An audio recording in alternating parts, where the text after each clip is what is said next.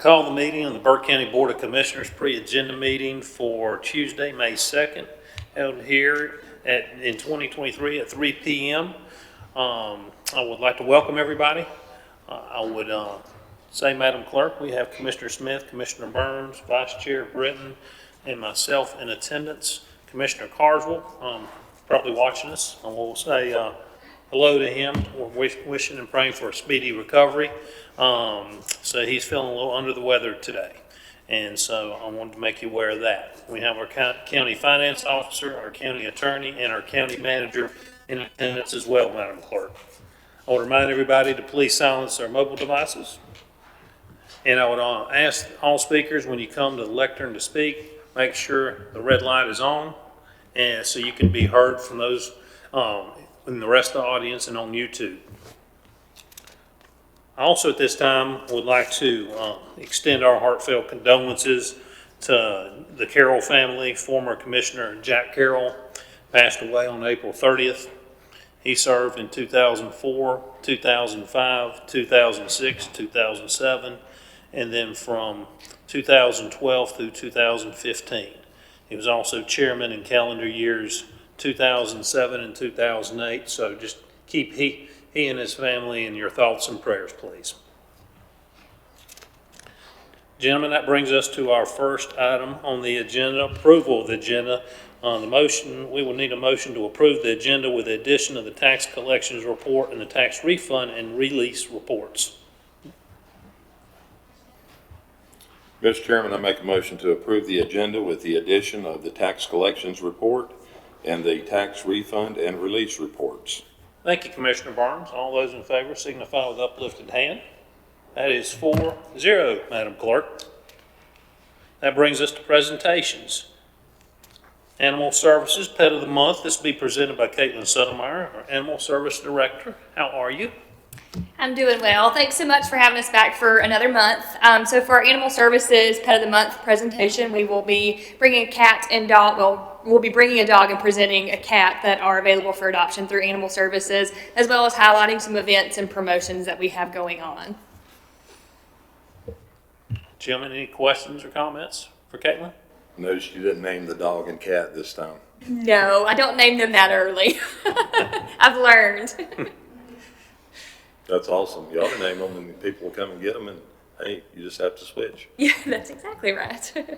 Did Randy come pick up the dog from last time? He didn't. I was so sad. She went to a home in Asheville temporarily, and then she was adopted out to Charlotte. So she's living the high life. So she's a city dog. Yes, Should she have made is. her a country dog, Randy.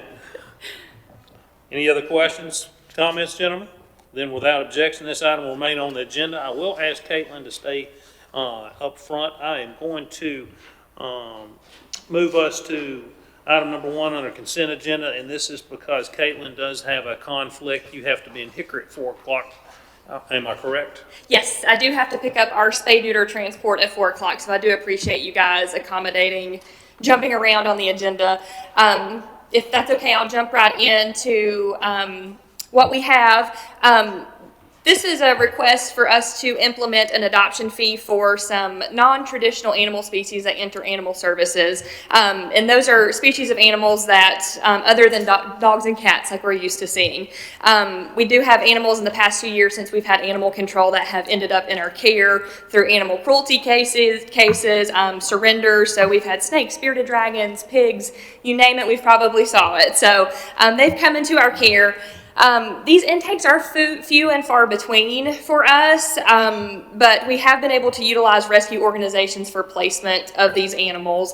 But with our rescue organizations becoming inundated and some of the sheer magnitude that these animals are coming into our care, we feel that it would be best if we were able to implement our own adoption process and fees to rehome these animals on our own.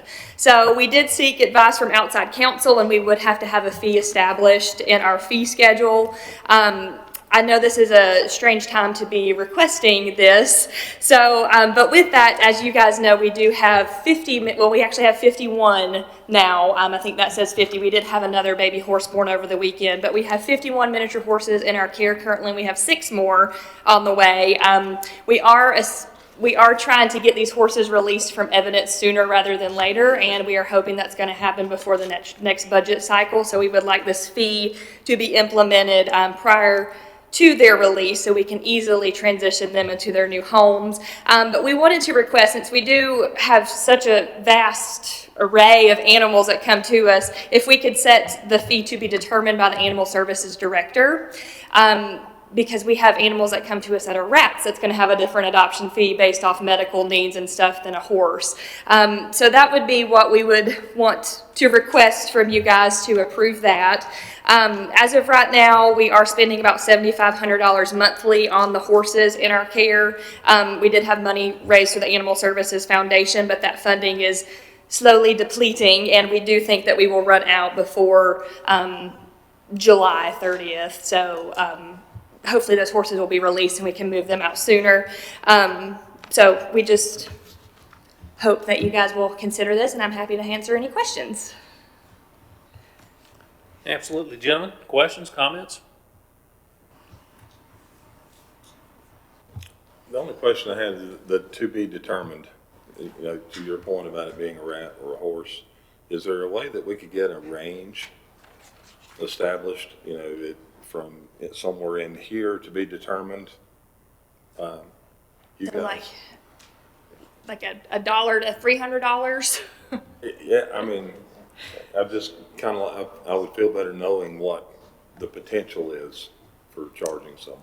Right. I think there's a lot of factors that play into it, and I'm happy. I did some, of course, I looked at organizations to see what they had set. Some of these bigger organizations, like Charlotte and Raleigh area, they have the fees set out per animal species, but they also take in a lot of these animals and adopt them out, where we may take 2 rats in and not get 10 or rats in for the next 10 years. But there is a lot that goes into it, but, you know, I'm happy to get you. Well, it's not a something deal that- breaker. I was just asking if that was a possibility, if there would be a range. Yeah, I'm sure that we can definitely. Or could we maybe define what to be determined means? Is that based on our cost of care, or how would we arrive at that? So, yeah, we would want to assess what they would need for adoption capability. So if we have a horse, we do want to castrate our male horses. So that would all be a determining factor. So cost of care would definitely be assessed, as well as the current state of the shelter may also be a factor at that given point. Because if we don't have a lot of places to house them and we want to adopt them out quickly, lowering that adoption fee does help. So if we set the adoption fee to a lower amount, that does help move them out to a home quicker, which lowers our cost. Any other questions, comments? And as Animal Service Director, in my opinion, those are good questions. You know, I think you do need the flexibility because especially in cases we didn't expect to have 51 horses. And so, you know, to expedite that process, you got to have some flexibility. And, you know, we could probably put some type of limit on it at some point, but at this point, just to get those animals released would be great. So. Okay. Any other questions or comments, gentlemen? Animal Services Foundation event, we have one coming up. We have a couple. We have the Strut Your Mutt fundraiser walk in Valdez on June 3rd, and we have the first ever Wolf Stock Raise the Wolf event. That's a collaborative partnership between Paws and Claws, Silver Fork Winery, and the foundation, and it will be at Silver Fork Winery on Sunday, June the 4th. I don't remember the times right off the top of my head. I'm thinking like 11 to 2, 11 to 3. But we are seeking sponsorships for that event or for both events, and it's going to be fun, and I hope it becomes an annual tradition for both those events. And the Strut Your Mutt is at Lakeside Park in Valdez, and we had about 6 community partners in that endeavor. So we're very pleased to be working with community members and hosting events to try to raise funds for these pets. Thank you, Kay. And Caitlin, I would, at a regular meeting, mention those 2 functions as well, so the general public, which will be here in our regular meeting, is aware of that. Absolutely, I can do that during our presentation. Perfect. Any other questions, comments, gentlemen? If not, without objection, this item will remain on the consent agenda. Caitlin, thank you. Safe travels. All right, gentlemen, that'll bring us to item number 2 under presentation. Presentation of the Burke County Search and Rescue Team presented by Wes Taylor, Battalion Chief. Burke County Rescue, VP, Burke County Search and Rescue Team. It's a mouthful. It's a lot to say. Thank you for having us today. We met with you, Chairman, and Commissioner Carswell a couple months ago. Spoke with y'all at the Year of the Trail event at the Comma. We were doing some preventive search and rescue work, trying to lower our numbers of search and rescue here in the county. The county's done a great job of advertising this as nature's playground and is a great place to visit. We agree it is, but it's not always a playground. It's one of the top search and rescue destinations on the East Coast. In the last few years, we've had more search and rescues here in Burke County than in, say, the state of New Hampshire. So we're a very popular place to come, but that comes with risks. So all of our members are 100% volunteer. 7 years ago, the search and rescue team, which was for years a part of Burke County Emergency Services, was absorbed by the rescue squad due to conflicts that were going on there, employees that were on the search and rescue team that couldn't technically volunteer on a search and rescue without having to be paid. So we took that over 7 years ago. We're the primary dispatch for the Linville Gorge, as well as all of our state parks, along with the fire departments in that area, as well as missing elderly, missing children. So we do water rescues here across the county. We do a little bit of everything. And so what we're doing is we want to fill y'all in on what we've been doing here lately to try and prevent some of that search and rescue and some of the things that we need to keep ourselves going and to keep ourselves safe.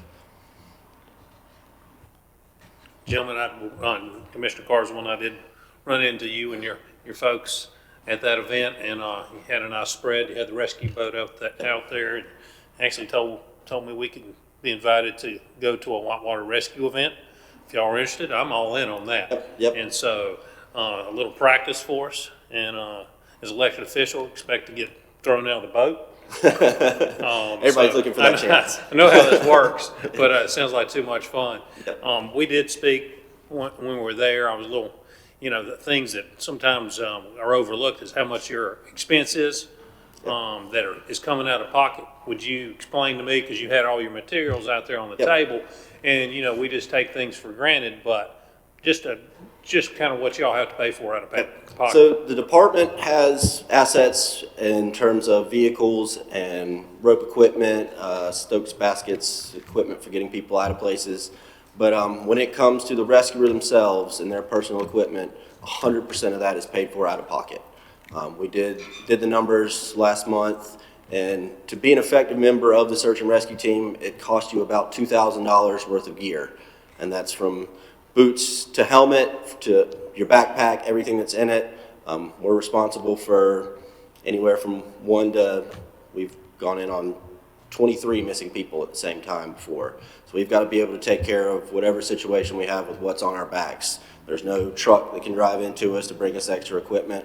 What we have with us is what we have. So bottom of the line equipment doesn't work very well for us. So, midline, top of the line equipment is what most of these guys want to have. So above that $2,000 is what most people have spent, not to mention the fuel cost of responding.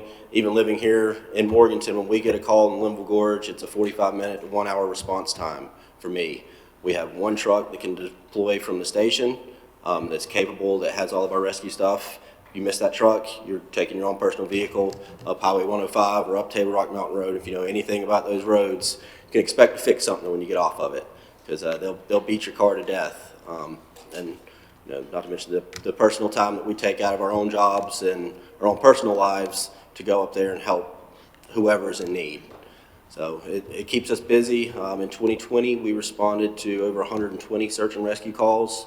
That year, we started a preventive search and rescue campaign where we started working with local media, statewide media, and social media campaigns promoting safety in the Linville Gorge. We created a 10 essentials list to hand out to people when we're on calls and when we're dealing with the public, just to inform them that, you know, what may seem like an hour, 2 hour long hike through the woods with a wrong turn or a twisted ankle can turn into an overnight trip. So we've seen a nearly 50% reduction in our search and rescue calls since we began that preventive search and rescue program.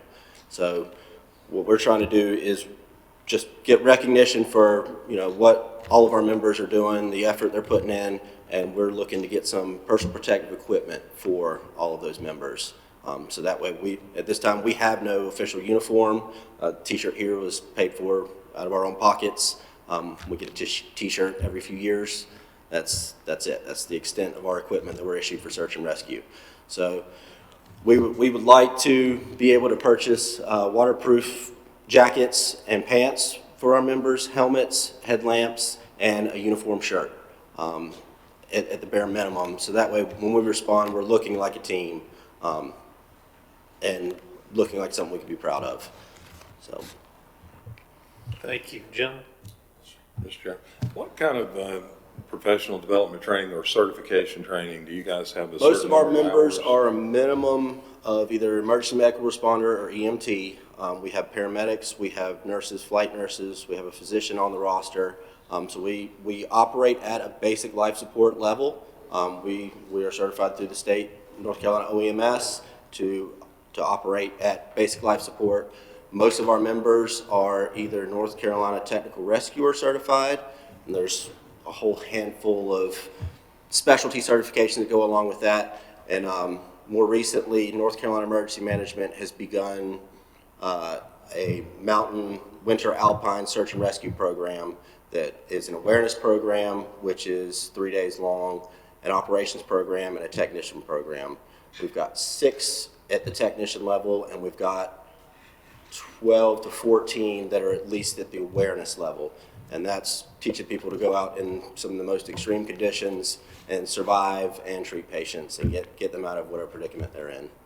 So to maintain those certifications, EMT, for example, do you participate in in-service training with the Yep, county? we go to the county in-service here with EMS, and we hold, the search and rescue team itself holds 2 training meetings a month. The rescue squad also holds 2 separate meetings itself a month. So most of our members are attending 4 different meetings a month, in addition to any other statewide training that we offer across the county, and then we do in-house training on weekends and whenever we can get together. Okay, thank you. Do y'all take charitable donations or? We do. That's a large part of the actual search and rescue team's funding comes from donations from either our former victims or from families of persons that we've had to recover. That's the search and rescue team, or the rescue squad itself, gets $105,000 a year from the county. Everything else we receive is either through grants or donations. So the search and rescue team is mostly donation based. That's how we've been able to acquire some of our newer equipment, a lightweight Stokes basket with a wheel for carrying people out of the gorge or out of the state park. We purchased a drone with donation money to help locate people. So that's really what keeps the search and rescue team itself going, is donations. So. Do you have to be EMT certified to be on that? We do not require any sort of training prior to becoming a member, but once you become a member, it opens up the door for free medical training, for free rescue training anywhere across the state. So a large number of our members, as soon as they join, they get enrolled into either EMR, which is the emergency medical responder, which is a low level below EMT, or the EMT class. We've got, I believe, 2 that are in the EMT class right now and 3 that are in the paramedic class right now. So, yeah. So an old Army Ranger can come in here if he retires and join the team, but not. Exactly. Yep. And we have many members that are former military. Every single one of us is an outdoor recreational user. So we all go out and we play in the Linville Gorge. We go to our local state parks and hike and swim and kayak, and we use the same places that we're responding to rescue people. So we're always looking for new people. This day and age, it's tough to get volunteers and it's tough to retain some of them, especially when people join and they find out, well, I've got to have X number of dollars worth of equipment, and I've also got to pay for my own fuel to get not only meetings, but running calls, and there's no reimbursement for that. So it's kind of out of the kindness of your own heart. So, but we'd be more than happy to have people come and check us out. We've been doing a large recruiting campaign, trying to get people to join. We're about 45 people on this rescue squad roster and about 22 people on the search and rescue team. Any other questions? I just want to say I really appreciate what you guys, I mean, the Thank you. chances of you encountering me in the gorge are slim, but I do have family members that use that quite often. So, and I spent several years as a volunteer firefighter, EMT, and certified in basic trauma life support. So Yep. even the in-service requirements back in those days weren't nearly as arduous as they are now. So, you know, my hat's off to all of you. Thank you very much. And obviously, I feel the same way. That's, Wes, because I wanted you and your group to come. And then, like I said, we'll cover the same material in front of the public in 2 weeks. But once again, great job. Yep, thank you very much. Thank you. Thank you. Well, gentlemen, without objection, this item will remain on the presentation agenda. That'll bring us to item number 3, recognition of winners from the Chamber Spring Litter Sweep presented by Tanya Stevenson. How are you? Good. How are you guys? Wonderful. I'd like to say thank you to Wes too and your team. Thank you very What a wonderful blessing we have to have them here. So thank you for having me, Mr. Chairman and Commissioners and Mr. Manager. We are so excited. We just wrapped up our litter sweep last week. It ran through Saturday. However, we are still taking reports, I guess, if you will, through May 5th. So I don't have final numbers for you, but I have a few numbers that I'm already excited about. So I can't wait on May 16th to share with you final numbers and to bring the winners in here to introduce them as well. Last fall, when we did this for the first time, we were thrilled, and we had 13 teams, and I don't have that number. I think it was 78 participants off the top of my head. Don't hold me to that, but I believe it was. This year we had 18 teams and 202 participants. So we were really excited about having so many more participants this year. With the reports that we have already, we have gathered 118 bags of trash compared to 95 last time. And like I said, our numbers are not in yet. And that includes 6 bags of recycling. We'd added that this year, so we hope that will grow. That number will grow in the future. But we're really excited that that's a lot of trash that is off the streets of Burke County now, and unfortunately in the landfill, but at least it's off the streets of Burke County. And we are very grateful to our partners, Republic Services. They were such a great help in that, and they are the ones that allowed us to be able to do recycling this time. We had teams, we had Girl Scout teams, we had just individuals come out and do it. We had lots of organizations and church groups. Nonprofits really showed up. We had one group that just got together and brought in some homeless people, and they cleaned up a homeless camp, which made the news, which I thought was really sweet. So it was really a wide variety of people who participated. We had lots of kids to participate, so hopefully we're teaching them early about not throwing out your litter, that somebody's got to pick it up. So we will have the celebration ceremony on May 11th. You are all welcome to join us. I hope, Mr. Chairman, maybe you can come join us and help hand out the big checks. And we will be giving first, second, and third place prizes, which will come along with a cash prize of $500 for first place, $250 for second, and $100 for the third place team. So if anybody wants to learn any more about this and participate in the future, our website's burkecountychamber.org, and we'll be happy to answer any questions. Jenna Cole is our staff person who works with the litter sweep. If anybody wants to call the chamber, she'd be happy to talk to you about it. But I'll be excited to give you final numbers on May 16th. Any questions? Gentlemen, any questions for Tanya? Well, I appreciate you guys letting us bring in the winners and give them a round of applause. They're the ones that deserve the round of applause for going out there and Absolutely. and picking up and we had some hot days and we had some rainy days. So, but thankfully we were hopefully did our little piece to clean up the county. Well, we appreciate the Chamber's lead in this. Y'all are doing a great job, and it's nice to see it growing.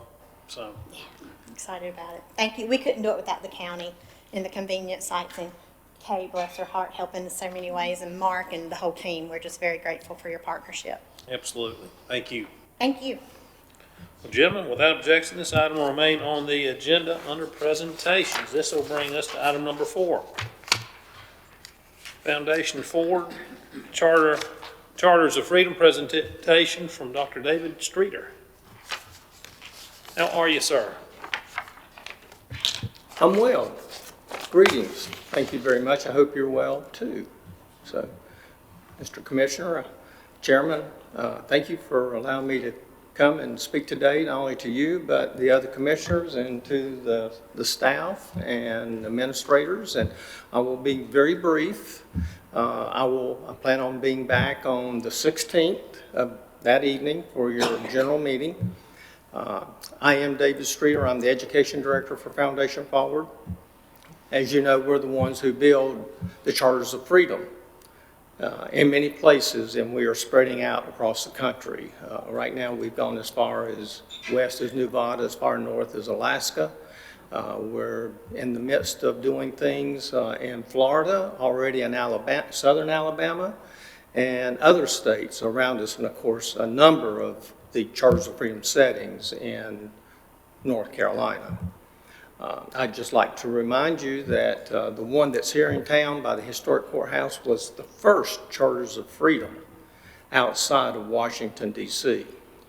And from the time that whole idea was put together by our benefactors, Vance and Mary Jo Patterson, of course, we have expanded not only in putting settings across the places that I just mentioned, but as far as our ideology and our philosophy is concerned, we now own new settings that we're building, including a 4th pedestal of the Civil Rights Amendments.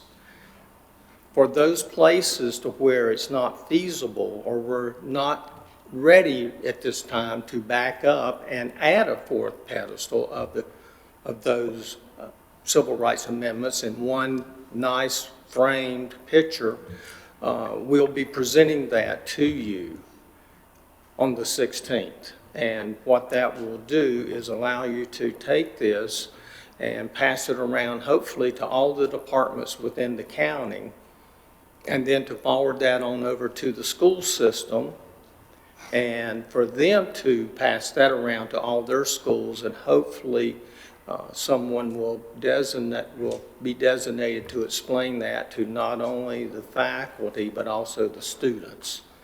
And then once that's finished, it's for it to be predominantly permanently displayed in an appropriate spot for everyone to enjoy and learn from. So, but that's what we're doing in a nutshell. The frame will be about 2 by 3 feet. And it will come with a certificate of authenticity as well. Thank you, Doctor. Gentlemen, questions, comments? Look forward to seeing you on the 16th. Okay? I look forward to being here. All right, thank you, Okay? sir. Thank you very much.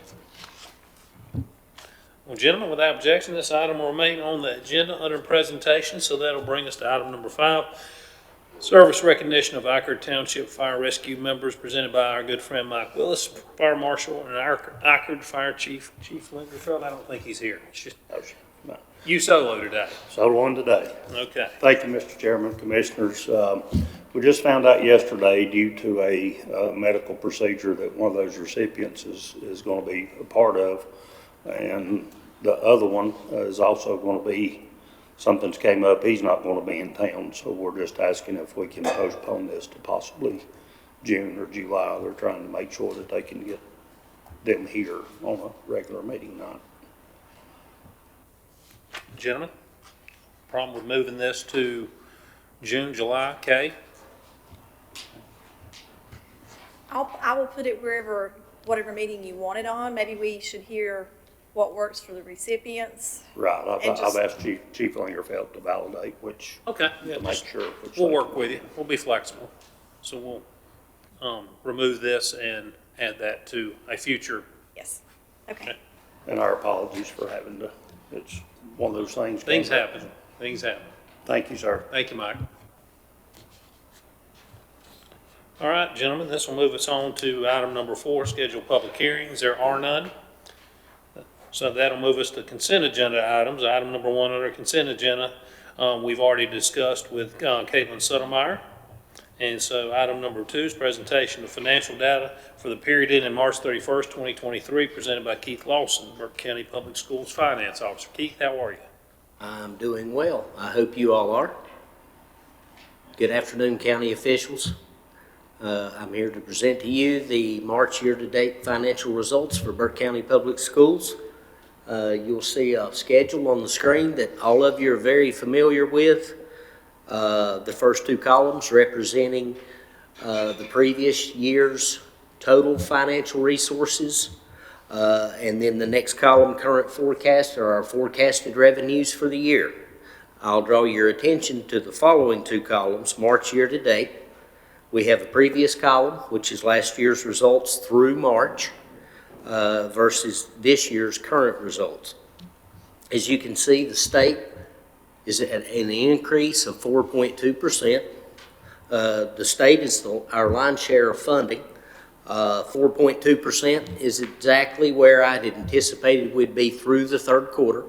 As I stated to you through our mid-year results, we were out of line halfway through the year due to the fact that we didn't have a budget from the state in December of the previous fiscal year, very late. So we're back in line now, 4.2%. Most all of that increase is accounted for in wage increases and employer benefits cost increases.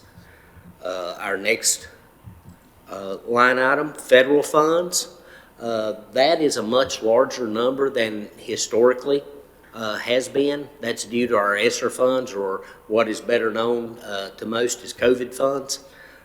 You can see, though, through March year-to-date, it is down 13% year-to-year. Again, our ESSER funds, that's the predominant cause for that. That ebbs and flows just depending on the timing of projects, etc. If you remove the ESSER from the equation in both those columns, that brings our regular federal spending in line March year-to-date. The next line items, local, school nurses, charter schools, and fines and forfeitures are all funds provided by you, the county. Fines and forfeitures, you act as a pass-through agent for those funds. Those funds in particular are down considerably. I do hope, I haven't spoken with Margaret, but I do hope that's just a timing issue at this point. But we'll see how that fleshes out. Next, our receivables line item, that's just a function of what the individual schools in Burke County owes back to the central office for front funds. A very small, minute number in the scheme of our finances. And then next, our special revenues line item. Those consist of funds such as Medicaid reimbursements, pre-K tuitions, etc. That is up considerably year-to-year, March to date. That's, again, we are still ramping back up operations, particularly grant-wise and special programs. So that significant increase is primarily due to the fact that all operations, all grants, etc., are finally getting back to 100% functional and as normal and as history would indicate. The next slide, which I know you all are a little more interested in when it comes specifically to the finances of the school system, and that's local funds. I'll just draw your attention to the very far right column where it says total.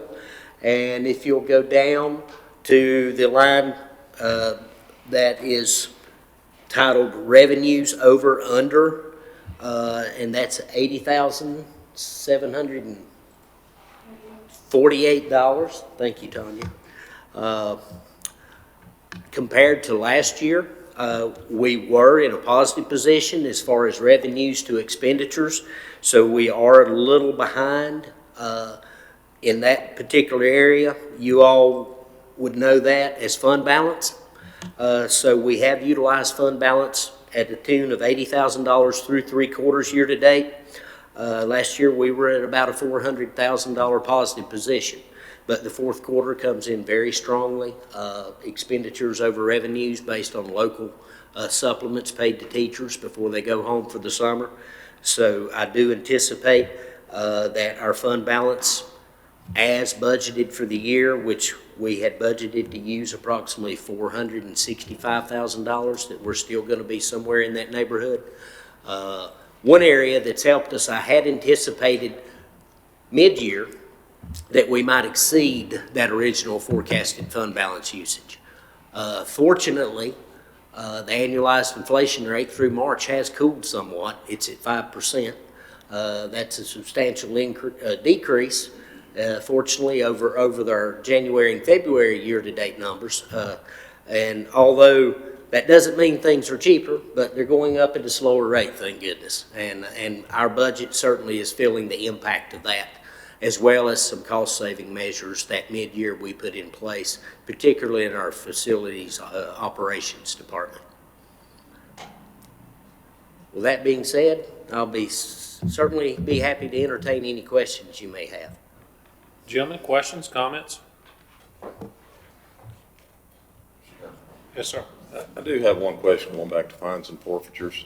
Can you give us a little more detail about how that money comes to Burke County Public Schools? Does it go to the state and then brought back? I'll defer that to Margaret, if I may. Again, I think you all are the pass-through agent. Not sure exactly how it makes its way to you and then to us, but sorry to put you on the spot, Margaret. No problem. The bulk of the funds come to us from the clerk of court each month. They are different funds charged by the court system and collected and remitted to us. Late list penalties on taxes also go to them as part of that monthly check. So we simply take what's given to us and give it to them.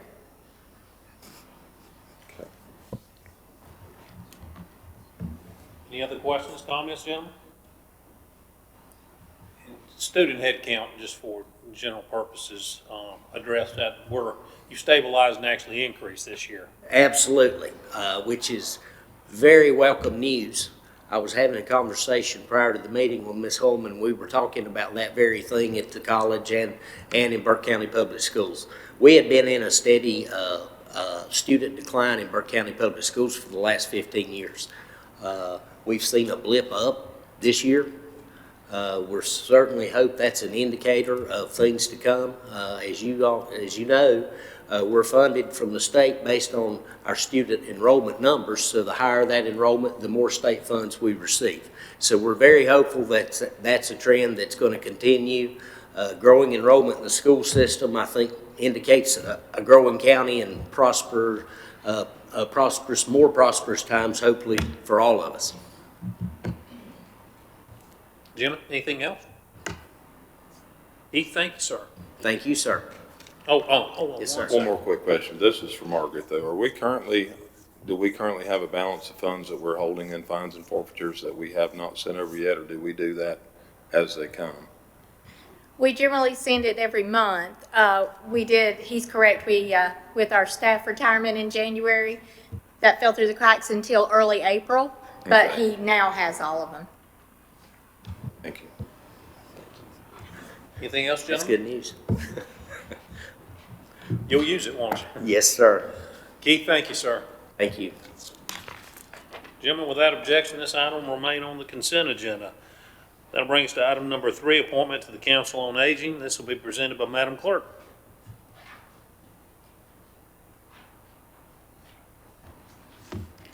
Thank you, Mr. Chairman, members of the board. This is a request to appoint Joseph Taylor to the Council on Aging to fill vacant seat number 3 with a term ending November 30th, 2023. Gentlemen, questions, comments? All right, without objection, this item will remain on the consent agenda. That'll bring us to item number 4, appointments to the JCPC, and this will also be presented by Madam Clerk.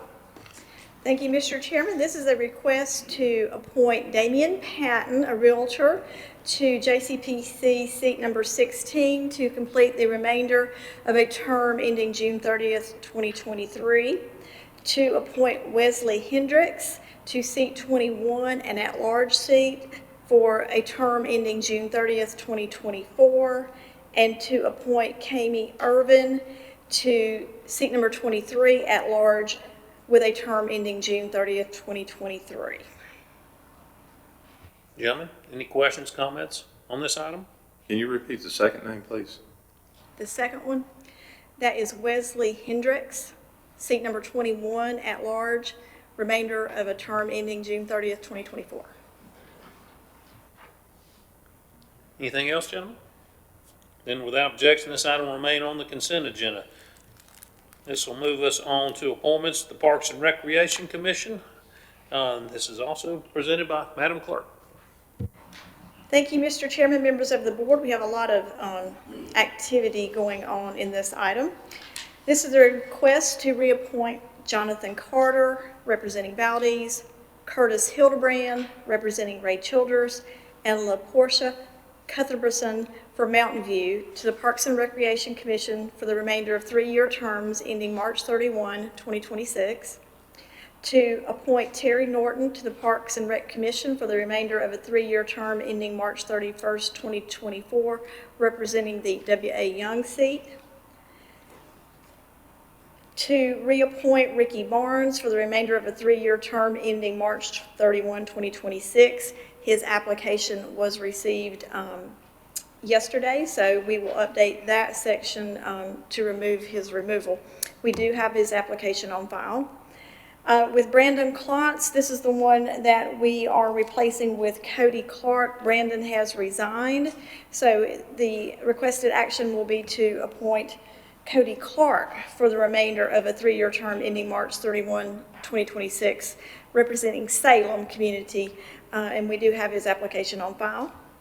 This is also to reappoint Valerie Mullis to the Parks and Rec Commission for George Hildebrand for the remainder of her term ending March 31, 2024. We had some resignations and some folks that chose not to serve another term, so those necessitated those changes. And the gentleman, just for full disclosure on the Salem selection, that gentleman does not reside in the same Salem community, but by our bylaws, if you don't have to reside in the community if you have a family member that attends that school. And so he lives in Morganton, but his son plays in Salem, so. And we'll include that in the agenda item as well. And we'll include that, but I would just for your information, I want y'all to be aware of that. Any questions, gentlemen? All right, without objection, this item will remain on the consent agenda. Thank you, Madam Clerk. Thank you very much. Then, gentlemen, this brings us to item number 6, application for public school building capital lottery funds. This will be presented by Margaret Pierce, our finance director. Good afternoon. This is our periodic drawdown that we do to utilize those funds and make sure the state doesn't think we're not wanting them. So we use these to offset debt payments versus using the set-aside funds for the sales tax. Any questions? Gentlemen, questions, comments? Short and to the point. Thank you. All right, without objection, this item will remain on the consent agenda. Gentlemen, that'll bring us to general services, lead service line inventory grant presented by Ellen Glines, our planning director. Thank you, Chairman Moley, members of the commission, members of the public. The general services would like to submit an application for a grant to complete a water service inventory. And this inventory is part of the lead and copper rule revisions that was passed by the EPA. They require every community water system to develop an inventory of all the connections they have in their system. And this is to check for lead, presence of lead in the service lines at the meter connection and even in the service line to the house. So this is what we intend to do, and we'll be bringing that forward and trying to complete that work in a timely manner. Gentlemen, questions, comments for Alan on this item? There being none, without objection, this item will remain on the consent agenda. Thank you. Thank you. That'll bring us to Item number 8, JCPC approval of county plan for county funding allocation presented by AJ. Good afternoon, ladies and gentlemen. How are you? I am okay, I hope you are. I can't believe it's another year. Every year I come and think, how did that happen? We're here again. Thank you for entertaining the Juvenile Crime Prevention Council's request for approval of the annual plan and the funding allocation plan. As you know, your JCPC brings you a plan every year to address the risk and needs of the court-involved youth, excuse me, in the community, and this plan reflects the complete work of the council throughout the year. Their subcommittees do a lot of work for the many, many pieces of paper that you saw attached to this request, and that covers any program enhancement plans that the funded agencies might have that increase their efficiency and effectiveness. They survey the gaps in services for the county in the local area with an eye to reducing recidivism for the youth. The council legally publishes and solicits agencies to apply for the funds that we get to the county for these purposes, and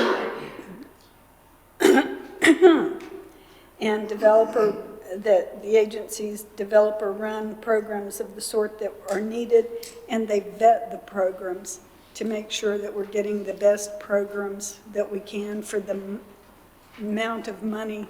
I almost said measly, I don't really mean that. There's a good fund there, but it's hard to get all of the needs covered with it. They maximize the funding. I don't have to tell you that. Every year we get pretty much, well, the same amount of money.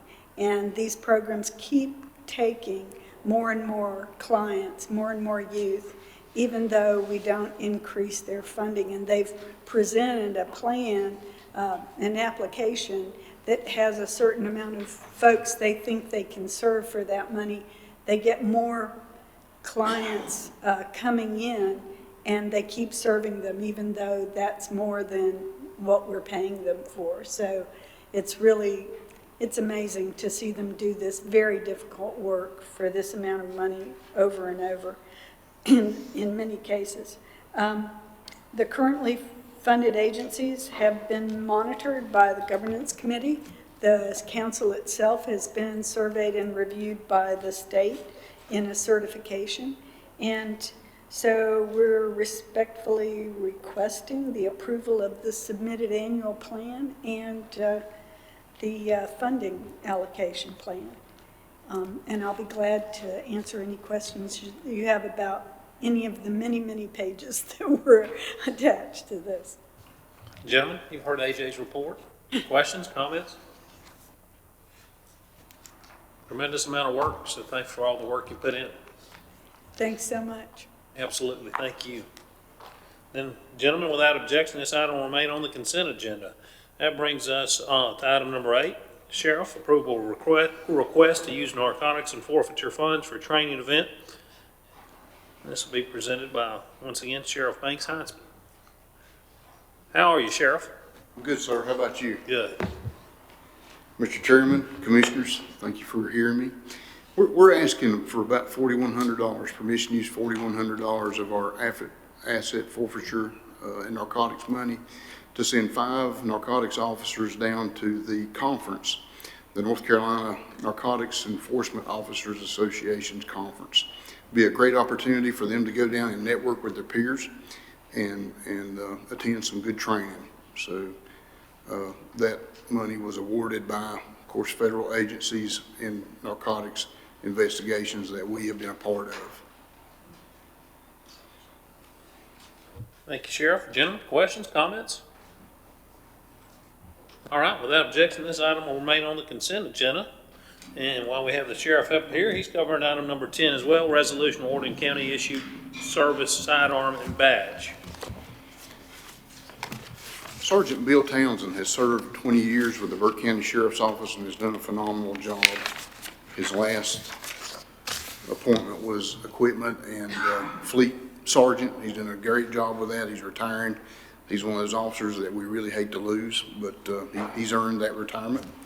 So in accordance with North Carolina General Statute 2187.2 and General Statute 14402 of the North Carolina General Statutes, we are asking permission to award Sergeant Townsend his service pistol and his badge that he wore on the day that he retired. Gentlemen, comments, questions? Absolutely. Thank you, sir. Thank you, Sheriff. Without objection, this item will remain on the consent agenda. That'll bring us to Ed Phillips. I haven't seen Ed today. Argus filling in.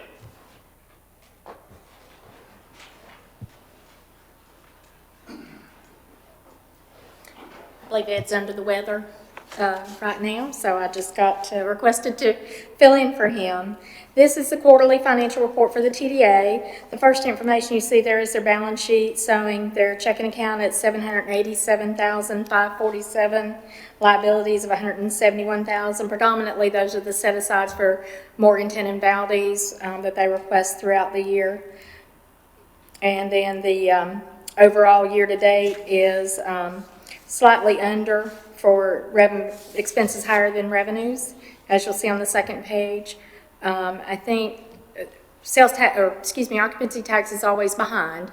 You collect it a month after they collect it, and then they get paid it another month. So this is limited data. Right now, they're up to $681,000 it's through March, which is about 10.75% above last year. So it's trending really well. We have seen the sales come back and room occupancy. Are there any specific questions on the financials? Gentlemen?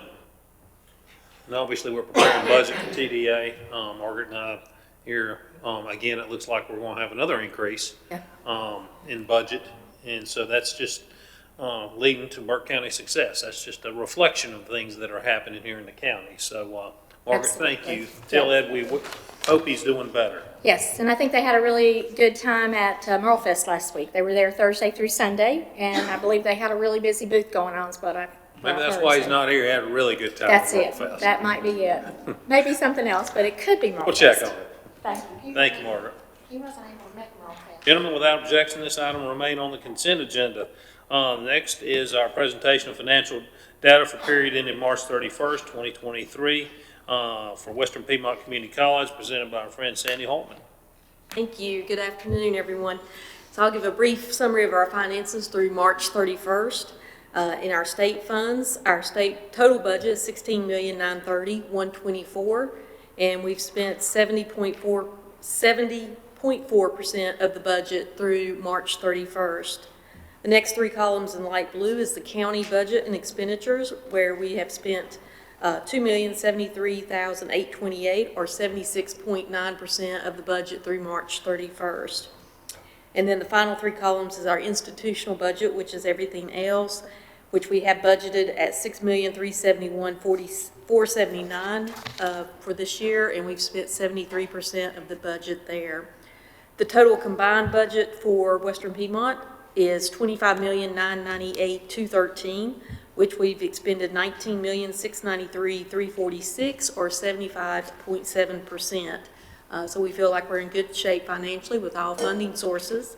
The next slide that you see just breaks down the county expenditures by categories, and you can see the top three, of course, are salaries and benefits at 27%, utilities at 23%, and contracted services at 14%. Just a little bit of update on what's going on at the college for your benefit is that the Regional Skilled Trades Solution Center is proceeding along very nicely and should be completed construction-wise sometime in May, then with all the inspections, punch list, all of that from the city and state construction office. We hope to be able to start moving in June for that. The grand opening is scheduled for September the 19th. You'll get more information about that soon. In June, we are planning a truck jams, which is a family event for the community that's not only going to have building construction tools, equipment that families can see, but also like ambulance, fire truck, some other programs that we have, some big equipment items that hopefully the community will be interested in. So more information will be coming along on that as well. Our Emergency Service Training Center, we're moving along with that as well, working with the city of Morganton on some exchange of land so that we can start that process. But we are working with the architects for advanced planning and have some preliminary concepts already, so we're excited about that project. And then our enrollment, we never want to get too excited too early, but it's really looking good right now. Our summer is 20% higher right now than we were this time last year. Again, we have about 20 days left until the summer semester starts. But then our fall semester, from this point last year as far as registration, is about 31% increase. Now, those are pretty high right now, I think, because we've done a major push with our CCP, or our high school students, but also we're seeing an increase in our traditional students, our adult learners, which is really exciting. At my last presentation to the commissioners, I spoke about that was a concern of ours, was the adult learners, traditional college students, that we had not seen an increase there. But right now it looks like we have a small increase in that area as well, so we are very excited. I will temper that with the trends over the last 3 to 5 years coming out of COVID have not been consistent that we can really rely on them, but right now it's really good outlook for us, so we're excited. Great presentation, gentlemen. Sandy, does the increases you're talking about, is that primarily curriculum, or are you talking about Con Ed as well? That's just curriculum. Any other questions? All right. Thank Sandy, you thank very you so much. Have a great afternoon. You too. Gentlemen, without objection, that item will remain on the consent agenda. That'll bring us to our friend John Bridgers, our tax administrator, for tax collection report, item number 13. John, how are you, sir? Doing well, Mr. Chairman. Thank you for being here, members of the commission. The tax collections from July 1, 2022 through April 30th of 2023, we have collected $46,915,037.40, which is 102.43% of our budgeted amount that we would collect. And that's $1,115,037.40 over what we budgeted. Motor vehicle tax, we have collected $5,031,211.77, which is 88.85% of what we've collected. We've got $968,788.23 yet to collect to meet the budget, and we should do that in May and June. For current year taxes, we have collected $51,964,249.17.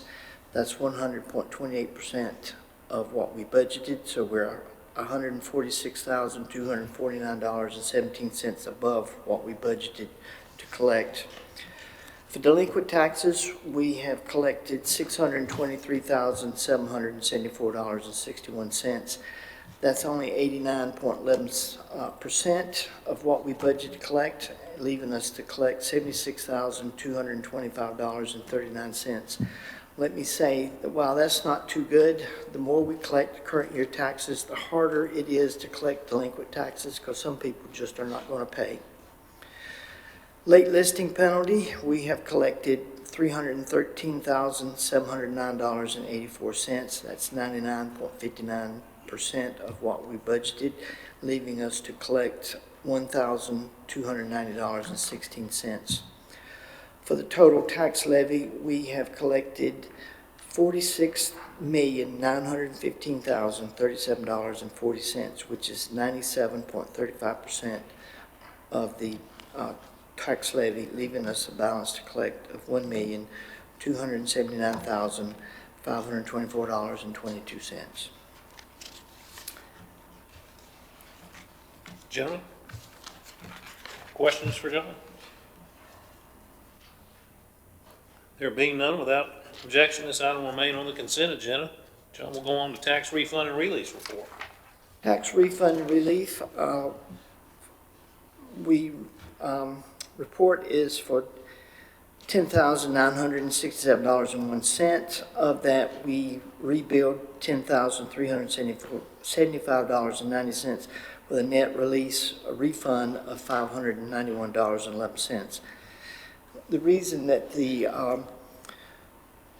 rebuild amount and refund, when you release or refund something, you have to release the entire bill and then rebuild what's left. So that's why there's that rebuild amount there. For vehicle refunds over $100, it was $2,154.31. Gentlemen, questions, comments? There being none, without objection, this item will remain on the consent agenda. Thank you, Mr. Chairman. Thank you, John. All right, gentlemen, this will bring us to section 6, items for decision. And I will turn this over to our county manager, Mr. Epley. Presentation of recommended budget for 2023, fiscal year 2023 and 2024, and scheduling a public hearing. Thank you, Mr. Chairman. Obviously, we've approached that time of year.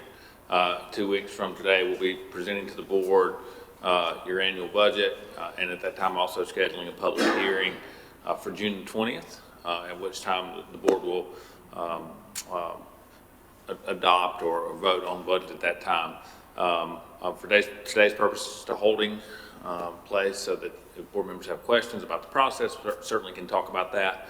But I will plan on delivering both the budget message as well as the budget presentation in 2 weeks. And following that, the budget message along with the actual detailed budget will be distributed on our website and throughout the community for public observation for roughly a 30-day period between the 16th of May and June 20th before we hold the public hearing. All of that obviously meets the statutory guidelines of the Physical Control Act, and I'm happy to answer any questions you may have. Gentlemen, we know we've all been working on this for some time, so any questions or comments at this time? If not, continue the good work, Brian. Thank you, sir. Thank you. Without objection, this item will remain on the items for decision. Gentlemen, please submit your reports / minutes to the clerk for inclusion in the agenda packet. Once again, Tanya, I think Tanya's left, but as we were talking about litter earlier, don't litter, pick up trash, and please cover your loads to the landfill or other convenient sites. Spay or neuter your pets, and please adopt or foster a pet from Burke County Animal Services. Now, we've got a couple things coming up, gentlemen, May 23rd and 24th, County Advocacy Day in Raleigh. Hopefully Kay, has everybody let you know with their inclination? Everybody is going, and everybody has a reservation and registration. Perfect. County offices, as a reminder, will be closed on May 29th in observance of Memorial Day.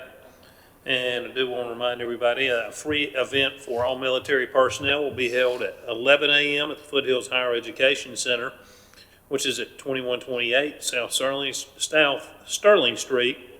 You can contact Molly Eller at 439-4376 for more information. And also on June 10th, 2023, rabies clinic at Bell Farm in Morganton. That'll be from 8 a.m. to 1 p.m. So keep those in mind, everyone, please. Gentlemen, are there any other discussion items at this point? Mr. Chairman, the rabies clinic reminded me, maybe somebody on staff happens to know, is there any update on the rabies contact that we had going on? Mr. Vice Chairman, I'm somewhat knowledgeable. I didn't get an update today on it, but I know that they have been in that area trapping other dogs that were roaming loose in that area, and there were quite a few of them. But that's about all I know about it. I would add, obviously, that our public health department is working with the family, and that obviously there's ongoing medical treatment. That's an extended period of time. It is very, very, very rare in North Carolina. In fact, you got to look back quite a ways to have human contact with a rabid animal, especially the companion animal. So process works, system works. I know that our systems are talking, so that's positive. Anything else, gentlemen? Just one thing quickly, Commissioner Smith and I were blessed last week by getting to visit with our landfill and some of our other county operations. And I just want to give a shout out to the staff over there. That's not at all what I expected when I went to a landfill. It was neat, well kept. They had some equipment issues and some needs, but I was just absolutely blown away. I will say that in light of what Tanya had organized along with Madam Clerk and some other folks in the community on the garbage pickup, I did observe a number of vehicles coming in that day we were there without their loads being covered.